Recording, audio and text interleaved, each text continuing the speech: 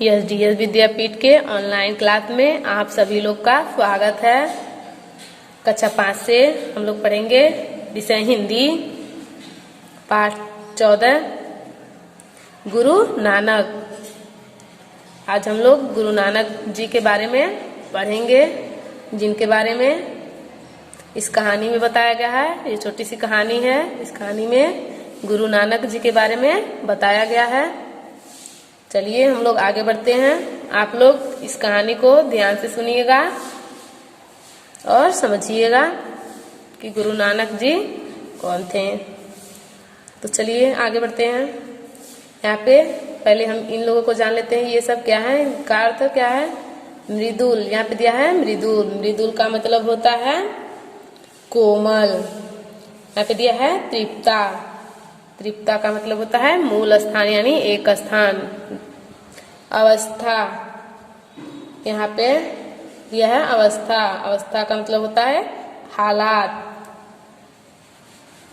यहाँ पे दिया है सत्संग। सत्संग का मतलब होता है महात्माओं का संग। धर्मशालाएं। धर्मशालाएं का मतलब होता है धर्म और अधर्म का निर्णय जहाँ पे लिया जाता है, उसे क्या बोलते हैं? धर्मशालाएं। जगन्नाथपुरी। जगन्नाथपुरी एक जगह है, एक स्थान है जगन्नाथपुरी। चलिए हम लोग कहानी की ओर बढ़ते हैं। गुरु नानक देव जी के बारे में जानते हैं। गुरु नानक का जन्म, जो गुरु नानक हैं उनका जन्म कार्तिक पूर्णिमा, जो कार्तिक की पूर्णिमा आती है, संवत 1426 या सन 1469। संवत का मतलब भी सन होता है।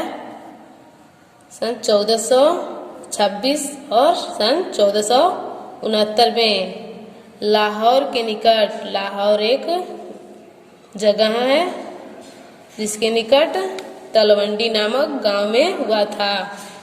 लाहौर में एक गांव है तलवंडी, वहां पे गुरु नानक देव जी का जन्म हुआ था।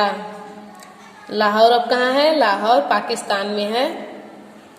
इसे अब ननकाना साहब कहते हैं। इस जगह को अब क्या कहते हैं? तलवंडी नामक गांव को अब क्या कहते हैं? ननकाना साहब कहते हैं।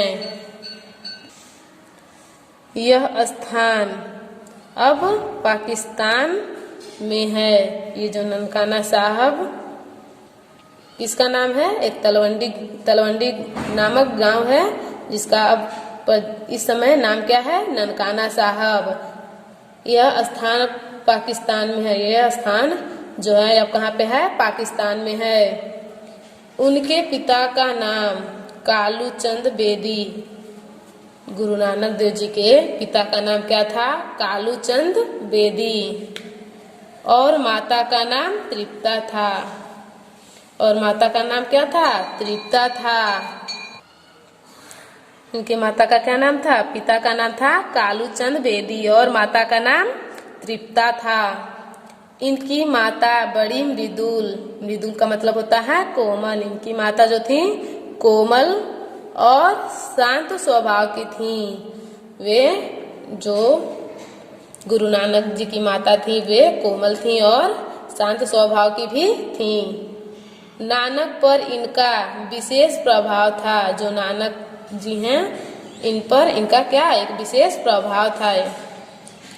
नानक की एक बड़ी बहन का जन्म नाना के घर हुआ था। जो नानक जी हैं, गुरु नानक जी, उनकी एक बड़ी बहन थी। उनका जन्म कहाँ हुआ था? उनके नाना के घर हुआ था। इसी कारण उसे नानकी कहते थे। इसी कारण उसे उनकी गुरु नानक के जो बहन थी उनको क्या बोलते थे? नानकी। क्योंकि नानकी उन्हें क्यों बोलते थे? क्योंकि उनका जन्म कहाँ हुआ था? उनके नाना के घर हुआ था। उसी के नाम पर लोग इनको नानक कहने लगे। जो उनकी बहन थी नानकी, उसी के नाम पर लोग इनको मतलब यानी नानक, गुरु नानक जी को लोग क्या कहने लगे? नानक कहने लगे। बचपन से ही नानक के सभी क्रियाकलाप तथा बातें साधुओं की तरह ही थी। बचपन से ही यानी जब से वे थे, यानी जब से खेलने के कूदने या उन्हें बचपन कहा जाता है, छोटे रहते हैं बच्चे उन्हें, यानी बचपन से ही नानक के सभी क्रियाकलाप यानी जो क्रिया करते थे, कुछ भी करते थे, खेलते थे, कूदते थे, उनकी क्रियाकलाप तथा बातें, और उनकी बातें भी साधुओं की तरह ही थी। जैसे साधु लोग बात करते हैं या रहते हैं, उनका बचपन से ही गुरु नानक जी का बचपन से ही उनका स्वभाव इसी तरह का था। घर पर जो पैसे उन्हें खर्च के लिए मिलते, घर पर जो पैसे उन्हें खर्च के लिए मिलते थे, उन्हें वे दीन दुखियों में बांट देते थे। उन्हें वे क्या करते थे, जो दीन दुखी थे यानी गरीब थे, उन्हें वे क्या करते थे, बांट देते थे, दे देते थे। 7-8 वर्ष की अवस्था में नानक को पढ़ने के लिए भेजा गया, यानी जब 7 और 8 वर्ष की यानी वर्ष यानी साल के थे, तब उन्हें उस अवस्था में नानक जी को कहाँ पे भेजा गया, पढ़ने के लिए भेजा गया। परंतु पढ़ने लिखने में उनका मन न लगा, परंतु वे उनका मन पढ़ने और लिखने में नहीं लगता, यही नहीं लगा। वे एकांत में बैठे भगवान का भजन गाते। वे एक सुने जगह पे बैठकर वे क्या करते थे, भगवान का भजन गाते थे। जब नानक कुछ बड़े हुए, जब नानक जी गुरु नानक जी कुछ बड़े हो गए, तो उनके पिताजी ने उनसे खेती में हाथ बटाने को कहा।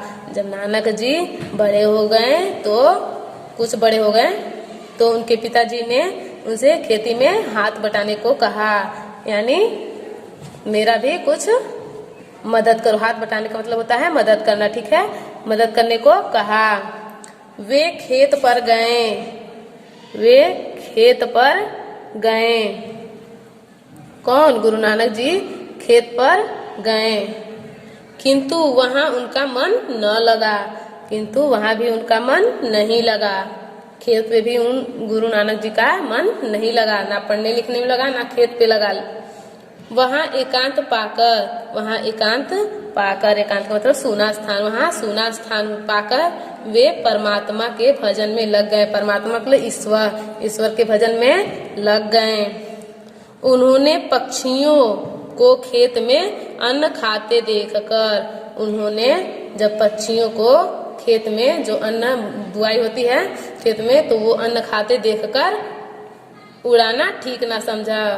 वो जब पक्षियां अन्न खा रही थी, तो उन्हें देखा, गुरु नानक जी ने उन पक्षियों को उस अन्न को, यानी अन्न मतलब अनाज को खाते हुए देखा और उड़ाना ठीक नहीं समझा। वे प्रसन्न होकर गाने लगे। राम दी चिड़िया राम दा खेत, छक्को चिड़ियो भर भर पेट। वे कहने लगे, राम दी चिड़िया राम दा खेत, छक्को चिड़ियो भर भर पेट, यानी इसका अर्थ है राम की चिड़िया है और राम का ही खेत है। छक्को चिड़ियो भर भर पेट, यानी खा लो चिड़ियों, पेट भर भर के तुम खा लो। नानक की इस हरकत से, जो गुरु नानक थे, उनकी इस हरकत से दुखी यानी परेशान होकर पिता ने नानक को खेत पर जाने से रोक दिया। नानक के इन हरकत से दुखी होकर यानी परेशान होकर उनके पिता ने नानक को खेत पर जाने से क्या किया, रोक दिया। इसके बाद उनसे नौकरी या दुकान खोलने के लिए कहा गया। इसके बाद उनके पिता ने उनसे क्या कहा, या तो नौकरी या तो दुकान खोलने के लिए उन्होंने उपाय किया, यानी उन्हें कहा। परंतु इन कामों में उनका मन नहीं लगा। परंतु इन कामों में भी गुरु नानक देव जी का मन नहीं लगा। एक दिन पिता ने उन्हें 20 रुपए देकर लाहौर भेजा। एक दिन उनके पिता ने, गुरु नानक देव के पिता जो थे, उनके पिता ने गुरु नानक जी को 20 रुपए दिए और लाहौर भेजा और कहा, और उनसे 20 रुपए दिए और लाहौर भेज दिया और कहा उनसे, नानक कोई ऐसा खरा सौदा करना जिससे कुछ लाभ हो। कोई ऐसा खरा सौदा यानी कोई ऐसा सौदा यानी कोई ऐसा बिजनेस करना कि जिसमें कुछ लाभ हो। नानक के साथ बाला नाम का एक जाट नौकर भी था। गुरु नानक देव जी के साथ एक बाला नाम का, जिसका नाम क्या था, बाला था, एक जाट नौकर भी था। वे नौकर भी था उनके साथ। मार्ग में उन्होंने साधुओं की, मार्ग यानी रास्तों में उन्होंने साधुओं की एक टोली को 3 दिन से भूखे पड़े देखा। मार्ग यानी रास्ता, मार्ग यानी रास्ता। रास्तों में उन्होंने, गुरु नानक ने मार्ग में उन्होंने साधुओं की, जो साधुओं की एक टोली, साधुओं की एक टोली थी, बहुत सारे साधु थे, 3 दिन से भूखे पड़े देखा। उस साधुओं को 3 दिन से भूखे पड़े देखा। यह देखकर नानक बाला से बोले, यह देखकर जो गुरु नानक जी थे वे बाला जो एक जाट नौकर था उसे बोले, बाला पिता ने खरा सौदा करने को कहा है। पिताजी ने हमें क्या खरा सौदा करने को कहा है। इन भूखे लोगों को पेट भर भोजन करा देते हैं। पिताजी ने हमें क्या कहा है, खरा सौदा करने के लिए कहा है। और इन भूखे लोगों को, ये जो भूखे लोग हैं इनको पेट भर भोजन करा देते हैं। इससे खरा सौदा और क्या होगा, इससे खरा सौदा मतलब खरा यानी अच्छा सौदा और क्या हो सकता है। उन्होंने सारे रुपए साधुओं के खिलाने पिलाने में खर्च कर दिए। वे जो हैं ये सारे रुपए गुरु नानक जी ने, सारे 20 रुपए, जो 20 रुपए उनके पिताजी ने दिए थे, वे सारे रुपए साधुओं के खिलाने पिलाने में खर्च कर दिए हैं और खाली हाथ घर लौट आए। वे क्या किए, जो 20 रुपए था वे उन साधुओं को खिला दिया और पिला दिया और पूरा खर्च करके और खाली हाथ क्या किए, घर पे लौट आए। पिताजी सब सुनकर बहुत क्रोधित हुए। उनके पिताजी ये जब सुने कि ये साधुओं को खिला पिला दिया और खाली हाथ घर पे लौट के आया तो वे क्रोधित हुए यानी नाराज हुए। उन्होंने नानक को बहुत डांटा। उन्होंने नानक को क्या किया, उन्होंने नानक को बहुत डांटा फटकारा। जब उनके पिताजी ने ये सुना कि ये 20 रुपए जो हमने दिए थे इसको, ये साधुओं को खिला पिला दिया और खाली हाथ घर पे लौट आया, तो उन्होंने गुरु नानक जी से बहुत क्रोधित हुए यानी नाराज हुए। उन्होंने नानक को बहुत डांटा। उनके पिताजी ने गुरु नानक जी को बहुत डांटा और फटकारा, परंतु नानक के व्यवहार में कोई परिवर्तन न हुआ। जो नानक का व्यवहार था उसमें कोई भी परिवर्तन यानी बदलाव नहीं हुआ। कुछ दिनों बाद पिता ने उनका विवाह कर दिया। कुछ दिनों के बाद उनके पिता ने गुरु नानक जी का क्या किया, विवाह कर दिया। नानक के श्री चंद और लक्ष्मी चंद नाम के 2 पुत्र हुए। जो गुरु नानक जी हैं उनके श्री चंद और लक्ष्मी चंद नाम के क्या 2 पुत्र हुए यानी बेटे हुए। परंतु नानक का मन गृहस्थी में न लगा। परंतु गुरु नानक जी का मन गृहस्थी में नहीं लगा, घर के कामों में नहीं लगा। वे जो कुछ कमाते दूसरों की सहायता में खर्च कर देते। वे जो कुछ भी कमाते थे वे दूसरों की सहायता में क्या करते थे, खर्च कर देते थे। इससे घर गृहस्थी के चलने में बड़ी कठिनाई होती थी। इससे घर और गृहस्थी के चलने में बड़ी कठिनाई यानी घर को चलाने में बहुत परेशानी होती थी। पत्नी के बहुत समझाने पर, उनकी पत्नी जो थी उसके बहुत समझाने पर भी नानक पर कोई असर न हुआ।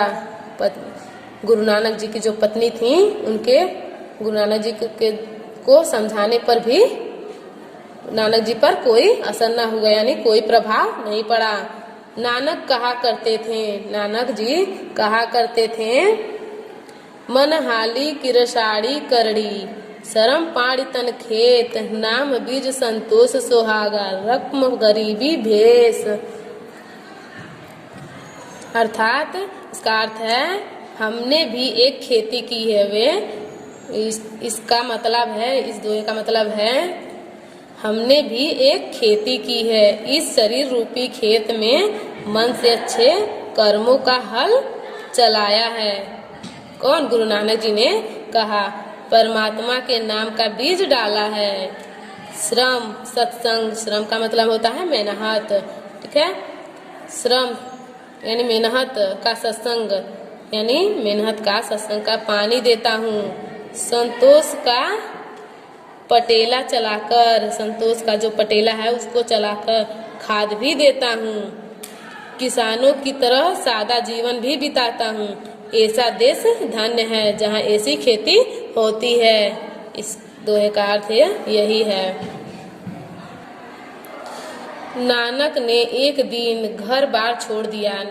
गुरु नानक जी जो थे एक दिन घर बार छोड़ दिया। वे जगह जगह घूम घूम कर लोगों को उपदेश देने लगे। वे अपना घर बार छोड़कर वो घूम घूम करके लोगों को अपना उपदेश देने लगे।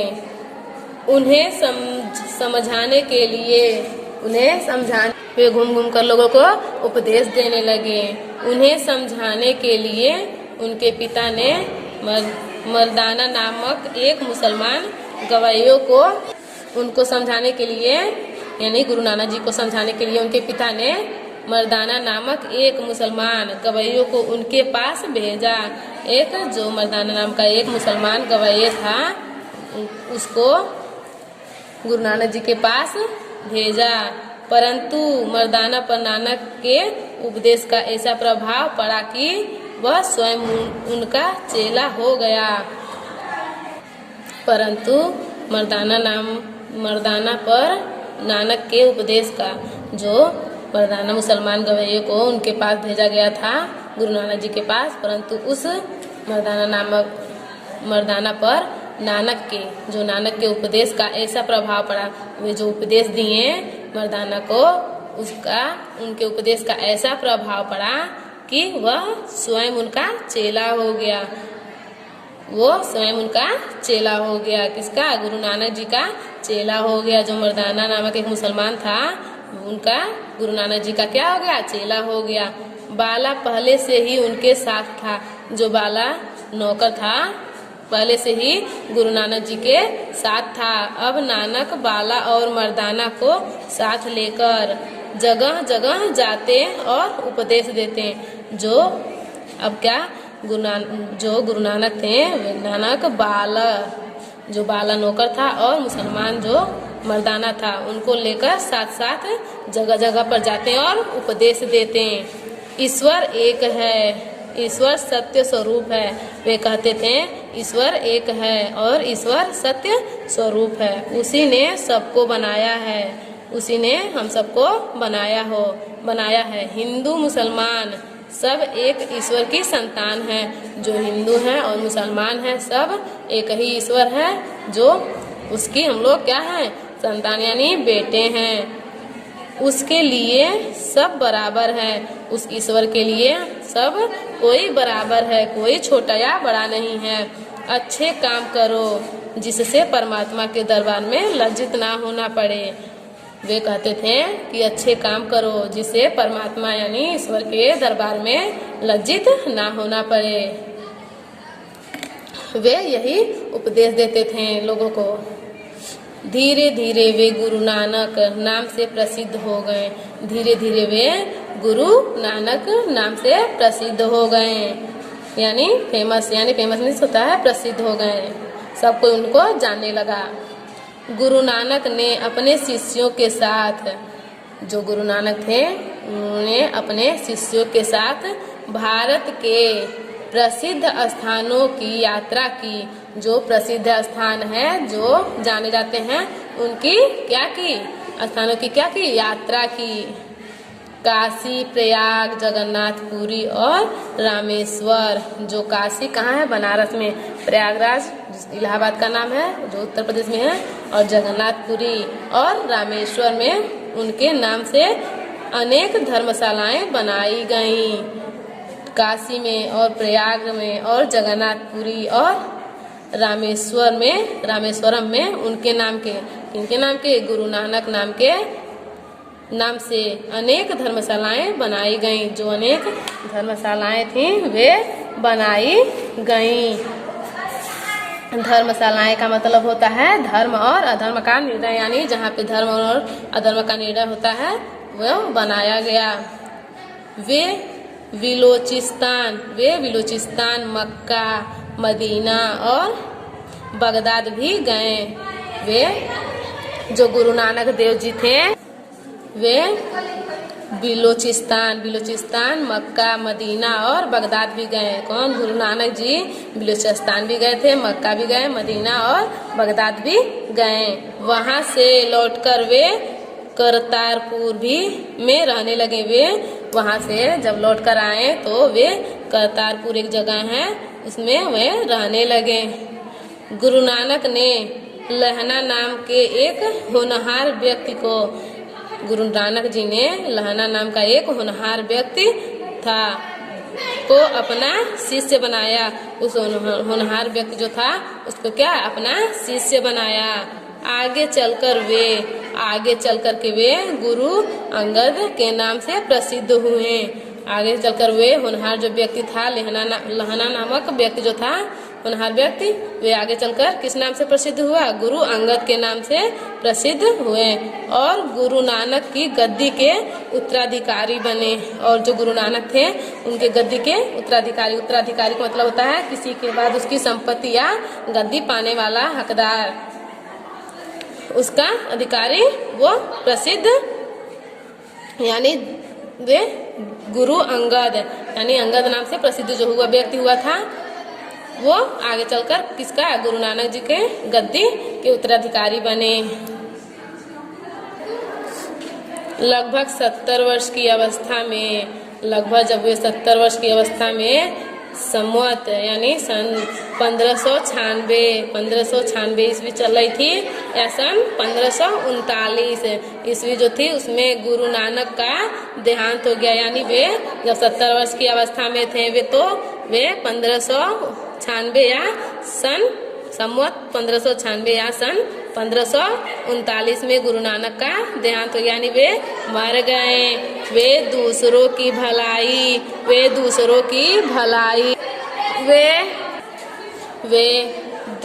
की भलाई और सेवा पर जोर देते थे। वे दूसरों की भलाई और सेवा पर क्या करते थे? जोर देते थे। उनका परमात्मा में अटल विश्वास था। उनका जो ईश्वर पर क्या था? अटल विश्वास था। उनको विश्वास था ईश्वर पर। वे सबको एक समान मानते थे। वो सब लोगों को एक समान मानते थे।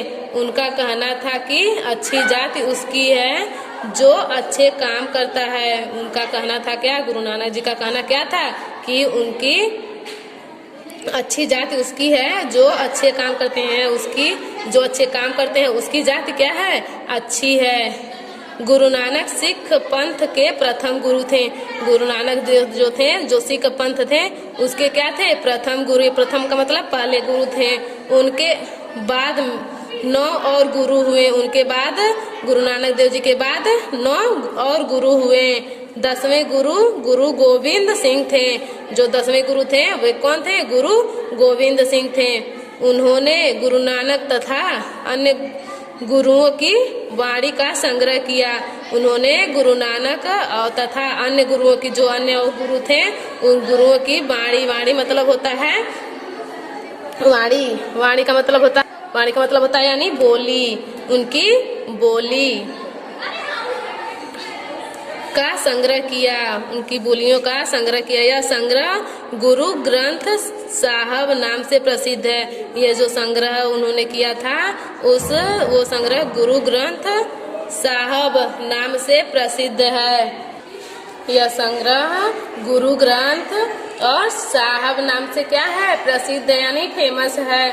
गुरुद्वारों में ग्रंथ साहब को बड़े आदर के साथ पवित्र स्थान पर रखा जाता है। जो गुरुद्वारों में ये जो ग्रंथ साहब है उसको बड़े आदर के साथ, बड़े सम्मान के साथ पवित्र स्थान पर रखा जाता है, यानी पवित्र मतलब स्वच्छ स्थान पर रखा जाता है। इसका प्रतिदिन पाठ होता है। इस ग्रंथ का प्रतिदिन यानी रोज रोज पाठ होता है। गुरु नानक की वाणी, गुरु नानक की जो भाषा थी, यानी वाणी का मतलब होता है भाषा, आज भी हमें आपसी सद्भाव और सदाचार का पाठ सिखाती है। जो गुरु नानक जी की वाणी है वो हमें आज भी सद्भाव और सदाचार का पाठ सिखाती है, यानी हमें उनके बारे में आपसी सद्भाव और सदाचार के बारे में बताती है। तो बच्चों, आपको ये कहानी समझ में आई होगी। गुरु नानक जी के बारे में जो हमने बताया है वो आप लोग को समझ में आई होगी। इस कहानी को सुनने के लिए धन्यवाद।